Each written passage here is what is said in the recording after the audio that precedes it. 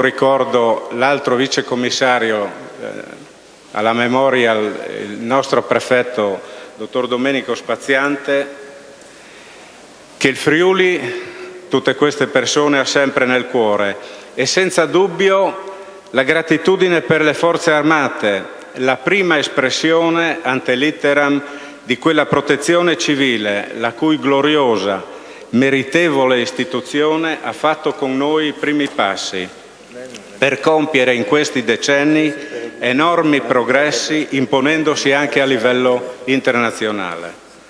Proprio la grande efficienza e potenzialità raggiunte dalla protezione civile mi fanno pensare ad un'ulteriore funzione strategica che io vedo scritta nel suo orizzonte, una seconda determinante presenza anche nell'avvio della fase riabilitativa che dopo l'emergenza segue alle catastrofi, al fine di porre in essere un organismo in grado di elaborare un patrimonio di documentazione dal quale attingere metodi e criteri per indirizzare comportamenti singoli e collettivi nei processi di ricostruzione, facendoli avviare dal punto avanzato di cui altri prima li abbiano faticosamente portati.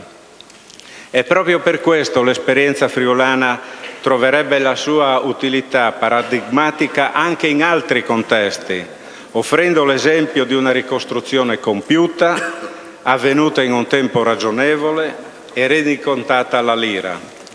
Esperienza che può costituire un importante campo di studio e di analisi, non come modello, perché ogni realtà è diversa e presenta caratteristiche specifiche, storiche, culturali, economiche e sociali, ma come riferimento possibile e come laboratorio di soluzioni collaudate, adattabili da luogo a luogo secondo le specifiche situazioni.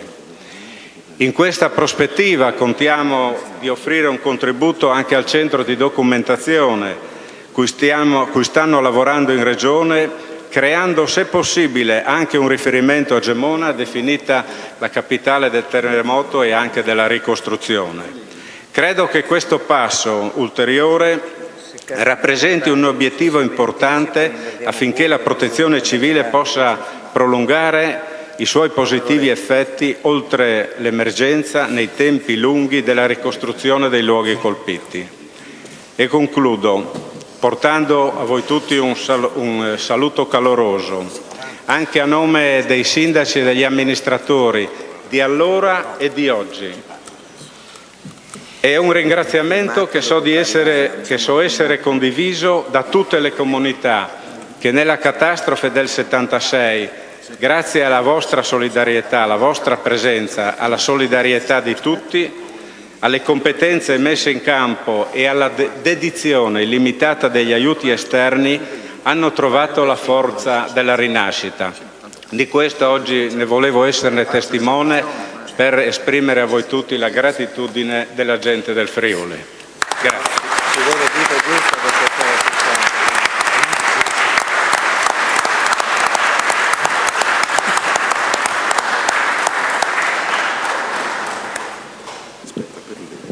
Non c'è nessun paese al mondo e soprattutto non c'è nessun paese fra i cosiddetti paesi ricchi che ha conosciuto una storia di tragedie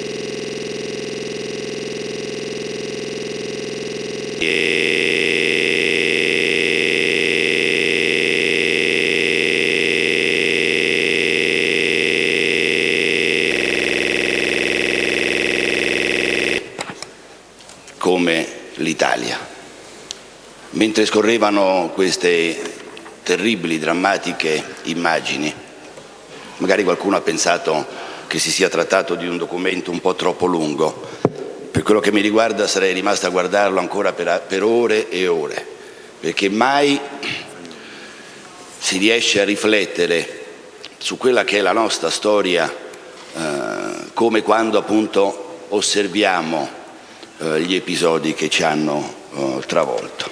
E male fece, con tutto il rispetto ovviamente che dobbiamo portargli, il presidente Fanfani quando declinò quell'invito a cui ha fatto riferimento l'ex sindaco di Gemona, perché la memoria è fondamentale per lo sviluppo, per la crescita di qualsiasi cultura, ma è determinante e essenziale per quello che riguarda lo sviluppo e la crescita di una cultura di protezione civile.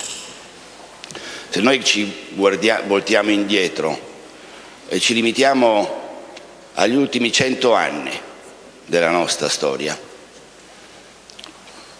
guardiamo e ricordiamo che abbiamo appena in qualche modo osservato l'episodio dell'eruzione del Vesuvio del 1906, di cui comunque i giornali recentemente hanno parlato.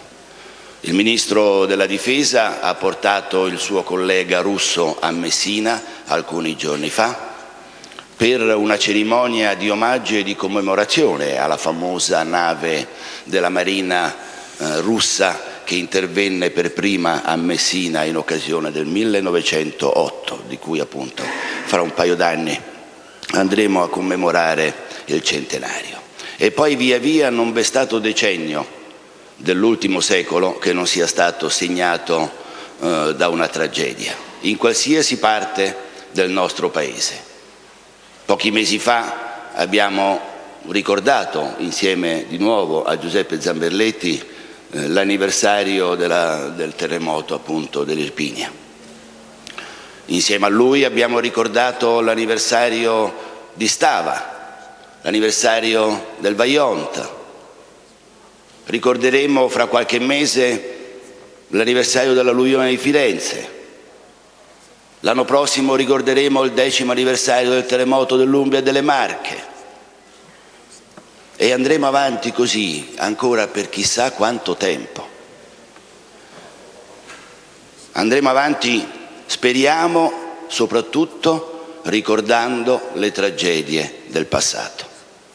Anche se nessuno di noi si illude che il futuro, prima o poi, drammaticamente metterà alla prova questo sistema di protezione civile di cui si parla tanto anche oggi in questo straordinario luogo.